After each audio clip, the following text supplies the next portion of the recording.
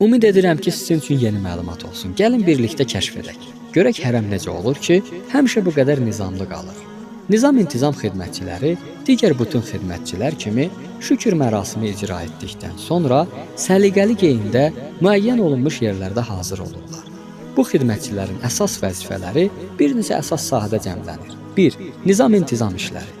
Zəvvarların rahat ziyarətinə mane ola biləcək və ya hərəmdə qarşılıq yarada biləcək halların qarşısını almaq və onları idarə etmək.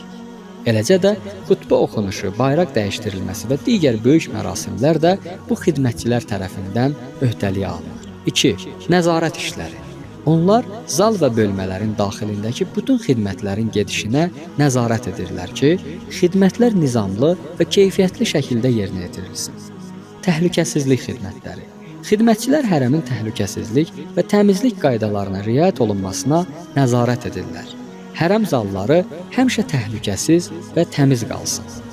Bu xidmətçilərin ən mühüm vəzifələrindən biri də kütlənin idarə edilməsidir.